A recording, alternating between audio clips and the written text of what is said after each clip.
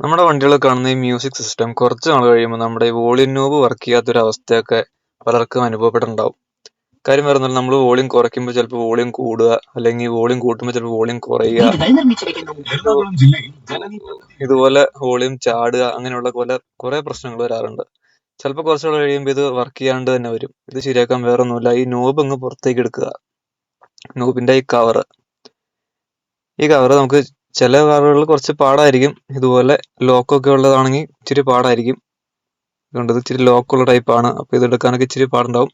അപ്പോൾ അത് എടുത്തു കഴിഞ്ഞാൽ നമുക്ക് നമ്മുടെ നോബിന്റെ അകത്തുള്ള ആ ഒരു മെക്കാനിസം നമുക്ക് കാണാം. ഇത് പറഞ്ഞാൽ റൊട്ടേറ്റിംഗ് ഒരു ഡീകോഡറാണ് ഇതിനകത്ത് വരുന്നത്. അപ്പോൾ ഇതിനകത്ത് ഇച്ചിരി ഗ്രീസ് ഒക്കെ പറ്റിയിട്ടുണ്ടാകും. കാരണം ഇത് നമ്മൾ കുറേ നാളൊക്കെ ഉപയോഗിച്ച് കഴിയുമ്പോൾ തേയ്മാനം കുറയാനായിട്ട് ഇച്ചിരി ഗ്രീസ് ഇതിനകത്ത് ഒക്കെ അപ്ലൈ ഉണ്ടാകും. ആ കവറിങ്ങിന്റെ അകത്താണ് സാധാരണ ഗ്രീസ് വരുന്നത്.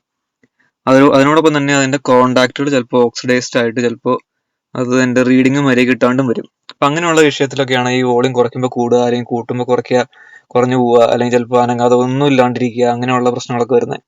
അപ്പൊ അതിന് നമുക്ക് ചെയ്യേണ്ട വേറെ ഒന്നുമല്ല, നമ്മുടെ കയ്യിൽ സാധാരണ നമുക്ക് പെയിന്റുകളെയും ഈ ഹാർഡ്വെയർ ഷോപ്പിൽ കിട്ടുന്ന WD-40 ഇത് ഒരെണ്ണം എടുക്കുക. ഒരെണ്ണം എടുത്തിട്ട് അതിന്റെ അകത്തേക്ക് സ്പ്രേ കൊടുക്കണ്ട. ഇതിന്റെ ഇവിടെ ഒരു ചെറിയൊരു ഈ അനക്കം, ഈ കാണുന്ന ഒരു ചെറിയൊരു പോർട്ടിലേക്ക്, ഇവിടെ ചെറിയൊരു പോർട്ട് കാണാം. ആ പോർട്ടിലേക്ക് കുറച്ച് സ്പ്രേ ചെയ്താൽ കൊടുക്കുക. എന്നിട്ട് ഇത് പതുക്കെ കുറയ്ക്കാൻ നോക്കുക. അത് ഇങ്ങനെ കുറച്ച് സ്പീഡിൽ ചെയ്ത് കഴിഞ്ഞാൽ ആ ഗ്രീസൊക്കെ അതിനകത്തുള്ള ആ ഒരു ഡയറക്റ്റ് ഗ്രീസ് ഉണ്ട്, അതൊക്കെ ഒന്ന് ലൂസായി, കട്ടിയായതൊക്കെ ഒന്ന് ലൂസായി പോവും. അതിനോടൊപ്പം തന്നെ ഓക്സിഡേഷൻ വന്നതൊക്കെ ശരിയാവുകയും ചെയ്യും. അപ്പൊ ഇങ്ങനെ ചെയ്യുവാണെങ്കിൽ ചിലപ്പോൾ ഈ പറഞ്ഞ ഓൾറെഡി കംപ്ലൈന്റ് ആയിരിക്കുവാണെങ്കിൽ തന്നെ വോളിയം കൂടുകയൊക്കെ ചെയ്യും. അപ്പൊ ഏറ്റവും നല്ലത് ഓഫ് ആക്കിയിട്ടിട്ട് നല്ല സ്പീഡിൽ ഒന്ന് തിരിച്ചു കൊടുക്കുക. ഇത്രയും തിരിക്കുക. എന്നിട്ട് ഒന്നും കൂടെ ഇതുപോലെ എടുത്ത് ഒന്ന് സ്പ്രേ ചെയ്യുക. ഇച്ചിരി ചിലപ്പോൾ പുറത്തേക്ക് അതിൻ്റെ അകത്തേക്ക് ചാടി നോക്കി ഇരിക്കും. അത് വിഷയമാക്കണ്ട.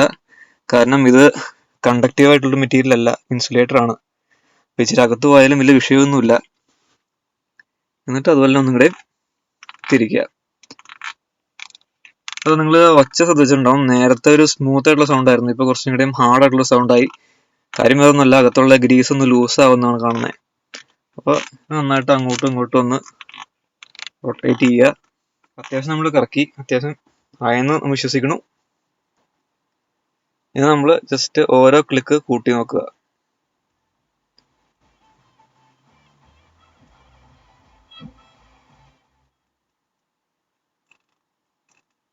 കുറയ്ക്കുക. ഇപ്പൊ നമ്മൾ കുറയ്ക്കുമ്പോൾ വോളിയം കൂടുന്നൊന്നുമില്ല, കൂട്ടുമ്പോൾ വോളിയം കൂടുന്നുണ്ട്, കുറയണമില്ല. അതുകൊണ്ട് നമ്മുടെ സംഭവം റെഡി ആയിട്ടുണ്ട്, വേറെ ഒരു വിഷയങ്ങളും ഇല്ല. ഇനി നമ്മുടെ നോബ് കവർ തിരിച്ചെടുത്ത് വെച്ച് പ്രസ് ചെയ്തങ്ങ് വെച്ച് കഴിഞ്ഞ് നമ്മുടെ സംഭവം ശരിയായി. ഇപ്പൊ നേരെ ജമ്പ് ഒന്നും ചെയ്യാനില്ല, എല്ലാം പക്കയായി, കറക്റ്റായിട്ട് കയറണം, കറക്റ്റായിട്ട് ഇറങ്ങണം. ഇങ്ങനെയാണ് സംഭവം ശരിയാക്കണത്. അപ്പൊ അതിനുവേണ്ടി നിങ്ങൾ സെറ്റ് മാറേണ്ട ആവശ്യമൊന്നുമില്ല. ഇപ്പൊ പല വണ്ടികളും നമുക്ക് കാണാം, കുറച്ച് നാൾ കഴിയുമ്പോൾ, ഏകദേശം ഒരു 5-6 കൊല്ലം കഴിയുമ്പോൾ നോർമലി ഇങ്ങനത്തെ വോളിയം റോക്കർ അല്ലെങ്കിൽ ഈ പറഞ്ഞ റോട്ടറി ഡീകോഡർ ഉള്ള എല്ലാ വണ്ടികളിലും ഈ പ്രശ്നം വരുന്നതാണ്.